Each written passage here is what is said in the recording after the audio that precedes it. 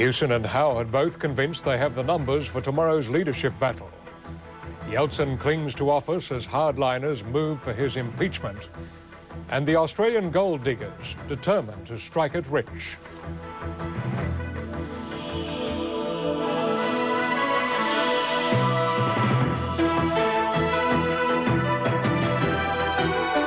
From National 9 News, this is Nightline with Jim Waley.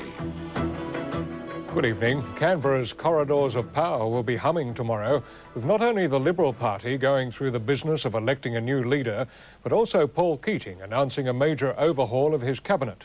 There's still no clear-cut favourite for the Liberal leadership. Many voices were today raised in support of John Hewson, but John Howard's camp is confident they'll be able to rally what they see as the silent majority. From Canberra, Peter Harvey reports. The rivals for the Liberal leadership are going into the final few hours of vote chasing with equal amounts of confidence. I believe I'm going to win. I'm not smug or complacent, and it's not a contest I wanted. There's been absolutely no evidence that the support has moved. If anything, I've picked up. The early evidence favours Dr Hewson. As Liberal backbenchers arrived in Canberra, there was strong support for the man who led the coalition to defeat just over a week ago. Are you confident that Dr Hewson has the numbers tomorrow? Oh, very, but I'm not having any further discussion publicly. Well, I've already said publicly that I'm supporting Dr Hewson. Will quite probably be Dr Hewson. Privately, though, many Liberal MPs are still saying they're trying to make up their minds. And John Howard supporters say that indecision augurs well for their man. On the eve of the vote, yet another twist. Victorian backbencher Bruce Reid is a late contender for leader. Despite his low national profile, the member for Bendigo believes he's a serious challenger. I'm offering them another choice. Labor's caucus is also gathering for its first meeting since the election. Mr Keating has finalised his new ministry, and there are expected to be 10 new faces. New South Wales backbencher Michael Lee goes straight into the inner cabinet, as does Laurie Brereton, a long-time friend of the Prime Minister's. Power broker Graham Richardson returns to the cabinet, while Junior Minister Peter Baldwin also moves up. Among the other likely changes, Deputy Prime Minister Brian Howe may lose his cherished health portfolio. Overall, Prime Minister Keating says he wants his government to have a brand new look. This ministry goes a long way towards achieving that goal. Peter Harvey, reporting for Nightline. 6 months after being trounced by Jeff Kennett, former Victorian Premier Joan Kirner today handed over the Labor leadership to Jim Kennan. As Simon Clark reports, her successor has vowed to turn up the heat on the Premier. Even before today's special caucus meeting, Labor MPs knew Jim Kennan would have an unobstructed run to the leader's office. And I think he'll make an excellent leader. But there were still the formalities, such as getting Joan Kirner's farewell suit back from the cleaners, as the former Premier prepared her final speech in the job thrust upon her when Labor was in the depths of economic and political crisis 2.5 years ago. Having ensured a peaceful succession and the start of Labor's rebuilding, it was time to give thanks. Thank you to my fantastic family who kept me safe, sane, loving and loved over a pretty difficult period. Victoria owes my family a great deal, and I love them. She'll accept the presidency of the ALP if it's offered to her in the middle of the year, and will stay on as a backbencher till the 1996 election. Being a respected elder stateswoman, I suppose. Her successor says he'll demand more party unity than Joan Kirner was often given, and he'll take the fight up to Jeff Kennett, working differently from Joan Kirner. I suppose I have a different style. I suppose I offer a sense of aggression and a sense of urgency. Mr Kennan might still have to fight off a challenge from Shadow Treasurer Ian Baker, who couldn't muster much support today, but remains ambitious. Simon Clark for Nightline.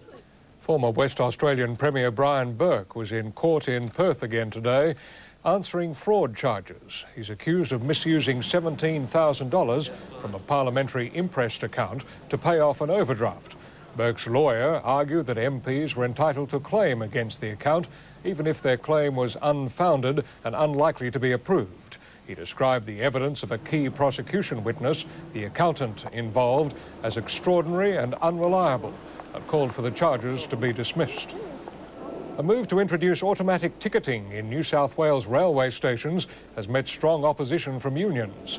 The machines would go into all Sydney metropolitan stations, allowing 18 to be left unstaffed and saving the government up to $50 million a year.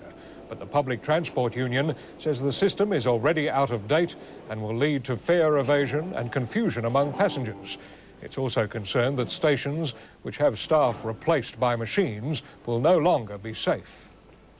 A post-mortem on a decomposing body discovered near Mount Isa yesterday has found the man had been shot in the head.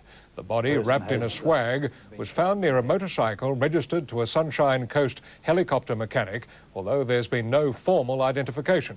The murder has revived memories of a similar unsolved crime 15 years ago, when 3 bike riders were found shot in the head after one of their motorcycles broke down.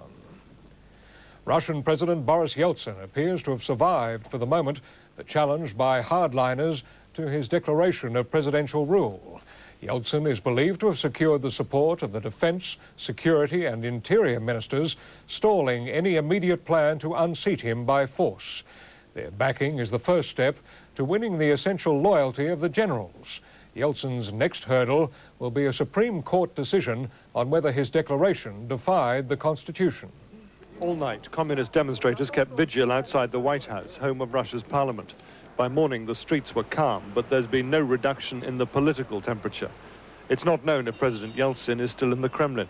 His elderly mother died last night after a long illness. Her son hasn't been seen in public since he declared presidential rule on Saturday night.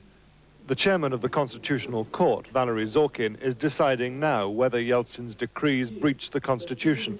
If, as expected, he finds against the president, impeachment proceedings will almost certainly follow. What Congress will try to do will be to appeal to the army, the internal forces and the security forces to side with them, to side with constitutional power, and that they should in fact disobey Yeltsin and disobey his ministers.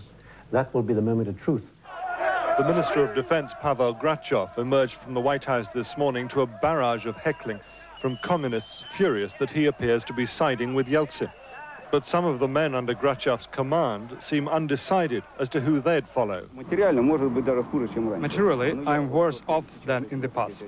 But under this regime, I feel like a human being, and I will never give that away. We're neutral at the moment, but as to what will happen in the future, well, we'll see. There will probably be several more days of political maneuvering before any such choice would have to be made. The next move is likely to come from Parliament and Congress as they try to impeach the president. There's even talk they may ask the Vice President, Alexander Rutskoy, to take over. Were that to happen, Yeltsin would have little choice but to react. After the break, threats from China as Britain digs in over Hong Kong, and French voters give the socialists a slap in the face.